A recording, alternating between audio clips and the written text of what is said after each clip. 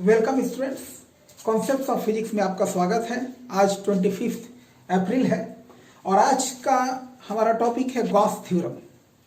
Electrostatics unit का ये बहुत ही महत्वपूर्ण टॉपिक है, महत्वपूर्ण चैप्टर है गॉस थ्योरम। और गॉस थ्योरम को समझने के पहले दो छोटे छोटे टॉपिक समझना बहुत आवश्यक है।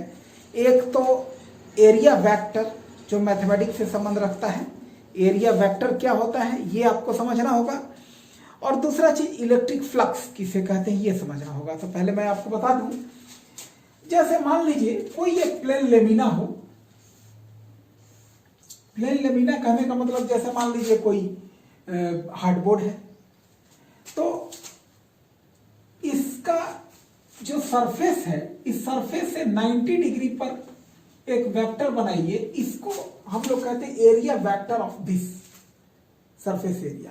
यानी इस सरफेस एरिया का जो देखिए एरिया जो है यह वेक्टर है, स्केलर नहीं है। जैसे मान लीजिए मेरा हाथ एक प्लेन लेमिना है, तो इसका जो ये सरफेस है, इस सरफेस का अगर एरिया वेक्टर क्वांटिटी है तो इसका डायरेक्शन इस तरफ है, यानी इस सरफेस से परपेंडिकुलर, और इसके अपोजिट सरफेस का डायरेक्शन इधर है। मान लीजिए इसका एरिया वेक्टर इस साइड हम लोग ए बनाते हैं, तो इस साइड का एरिया माइनस ए बनाएंगे। तो जरा और हम लोग थोड़ा समझे इसको, जरा और समझे हम लोग।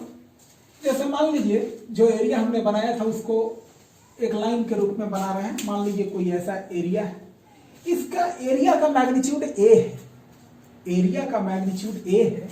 तो इसका इस साइड का जो सरफेस है उसका एरिया वेक्टर हम लोग ऐसे बनाएंगे, और इसके अपोजिट साइड का एरिया वेक्टर नेगेटिव ऑफ ए बनाएंगे। जनरली हम लोग ऐसे भी बना सकते हैं, जैसे कि कोई सरफेस एरिया है और सिर्फ एरिया वेक्टर का इस सरफेस से एक परपेंडिकुलर एक यूनिट वेक्टर बना दिया। मान लीजिए एन वेक्टर बना दिया, एन वेक्टर को एन कैप लिखा है, यानी यूनिट वेक्टर है। अब मान लीजिए इस एरिया का मैग्नीट्यूड ए है, तो इसको वेक्टर फॉर्म में हम लोग ए एन वेक्टर लिख सकते हैं। यानी इस एरिया का जो वैल्यू है वो ए है और डायरेक्शन एन है। एरिया का डायरेक्शन हमेशा उसके सरफेस से 90 डिग्री पे होता है। मेरे ख्याल से अब ये एरिया वेक्टर आप समझ गए। अब इलेक्ट्रिक फ्लक्स समझेंगे। अब देखिए इलेक्ट्रिक फ्लक्स, तो ये जान ले फ्लक्स वर्ड कहां कहां यूज होता है। जैसे मान लीजिए कोई ये बल्ब है, इलेक्ट्रिक बल्ब, इसके चारों ओर ये लाइट रेज निकल रहे हैं। तो ये जो लाइट रेज हैं, इनके समूह को, इनके कॉम्बिनेशन को हम लोग फ्लक्स बोलते हैं, ल्यूमिनस फ्लक्स। और अगर ये चार्ज है तो इसके चारों ओर ये इलेक्ट्रिक लाइंस ऑफ फोर्स निकल रहे हैं। जैसे कि एक बल्ब से लाइट रेज निकल रहे हैं, तो एक चार्ज से इलेक्ट्रिक लाइंस ऑफ फोर्स निकल रहे हैं। तो बल्ब अगर मानते हैं तो ये लाइट रेज हो गए, और लाइट रेज के इस कॉम्बिनेशन को, इस समूह को हम लोग ल्यूमिनस फ्लक्स कहते हैं।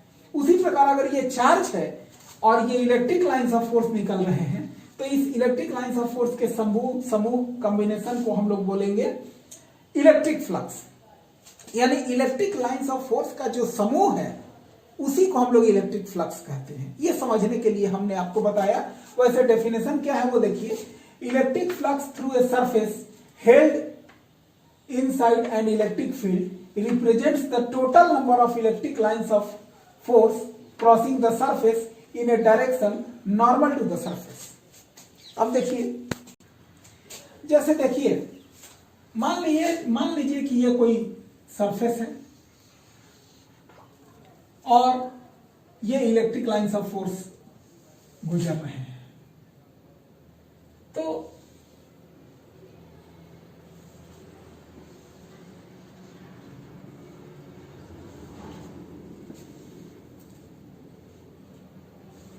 इलेक्ट्रिक लाइंस ऑफ फोर्स इस सरफेस एरिया से होकर के ज्यादा से ज्यादा कब जाएंगे? जब इलेक्ट्रिक लाइंस ऑफ फोर्स के डायरेक्शन से ये सरफेस एरिया परपेंडिकुलर हो। अगर इलेक्ट्रिक लाइंस ऑफ फोर्स से ये सरफेस एरिया जितना ज्यादा हम इंक्लाइन करते जाएंगे, इस सरफेस एरिया से होकर के इलेक्ट्रिक लाइंस ऑफ फोर्स कम जाएंगे। और यही टोटल अमाउंट ऑफ कितने इलेक्ट्रिक लाइंस ऑफ फोर्स इस सरफेस एरिया से गुजर रहे हैं, इस अमाउंट को हम लोग कहते हैं electric flux linked with the surface. मेरे ख्याल से इतना समझना काफी होगा। और एक आध एग्जांपल लेके आपको बताता हूं।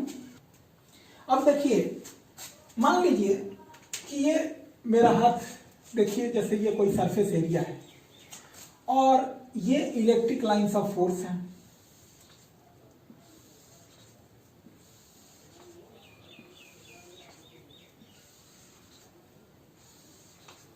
अब अगर हम इस एरिया को इलेक्ट्रिक लाइंस ऑफ फोर्स से परपेंडिकुलरली रखते हैं तो इस एरिया से होकर ज्यादा से ज्यादा फ्लक्स गुजरेगा। मान लीजिए मैं इसका फिगर बना देता हूं।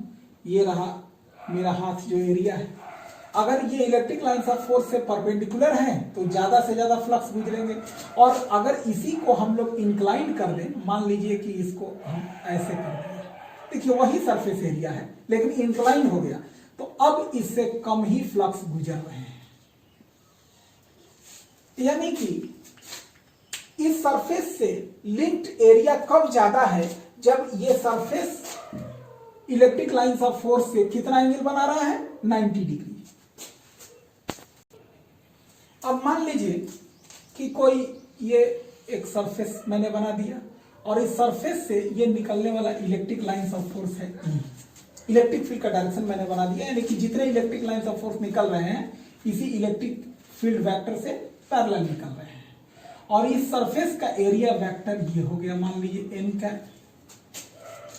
तो एरिया वेक्टर से इसका एंगल बन रहा है इलेक्ट्रिक फील्ड का डायरेक्शन और एरिया वेक्टर के बीच में एंगल बन रहा है थीटा। तो फ्लक्स जो, और ये एरिया जो है, ये एरिया, इस एरिया का वैल्यू है ds। तो इस एरिया का जो मैग्नीट्यूड है वो ds है। तब देखिए इस सरफेस एरिया से फ्लक्स लिंक्ड कितना कहलाएगा, वो phi is equal to area कितना है ds और एरिया का डायरेक्शन n कैप एरिया और इलेक्ट्रिक फील्ड वेक्टर, इन दोनों का डॉट प्रोडक्ट जो होगा फ्लक्स होगा। क्योंकि डॉट प्रोडक्ट करते हैं तो क्या आता है, E ds, और ये तो यूनिट वेक्टर है वो नहीं रहेगा, इंटू कॉस थीटा। जैसे आपको पता है A डॉट B होता है AB कॉस थीटा, वैसे ही E डॉट ds हो गया E ds कॉस थीटा। तो अब इसको भी थोड़ा समझ लें हम लोग। यानी कि इलेक्ट्रिक फील्ड का जो कॉस कंपोनेंट है, यानी अगर इलेक्ट्रिक फील्ड इस डायरेक्शन में E है तो एरिया वेक्टर के डायरेक्शन में इलेक्ट्रिक फील्ड का कंपोनेंट लेंगे तो वो होगा, जैसे एक अलग फिगर में मैं बताता हूं। मान लीजिए ये एरिया वेक्टर है और ये इलेक्ट्रिक फील्ड वेक्टर है। इलेक्ट्रिक फील्ड वेक्टर का वह कंपोनेंट लीजिए जो एरिया वेक्टर के डायरेक्शन में है, तो वो कंपोनेंट कहलाएगा E cos theta, E cos theta. और इलेक्ट्रिक फील्ड का वह कंपोनेंट लीजिए जो एरिया से पैरेलल है, तो वो कंपोनेंट आपका कहलाएगा E sin थीटा। यानी इलेक्ट्रिक फील्ड का ये कंपोनेंट इस एरिया से पैरेलल है, यानी ये इलेक्ट्रिक फील्ड का ये भाग हमारे एरिया से लिंक्ड नहीं कहलाएगा। हमारे एरिया से केवल वही इलेक्ट्रिक फील्ड लिंक कहलाएगा जो हमारे एरिया से क्या है, परपेंडिकुलर है। यानी इस इलेक्ट्रिक फील्ड का कौन सा भाग एरिया वेक्टर से पैरेलल हो गया, एरिया वेक्टर n कैप से पैरेलल हो गया E cos थीटा। इसीलिए हमारे पूरा एरिया नहीं, हमारा जो फॉर्मूला बनेगा वो आएगा E ds cos थीटा। मेरे ख्याल से इतना भी क्लियर होगा। इसको थोड़ा आज स्टडी कीजिए। मैंने जो बताया वो आपके पास जो बुक अवेलेबल है वो इतना क्लियर होने के बाद ही कल आप गॉस थ्योरम समझने के लायक होंगे। धन्यवाद।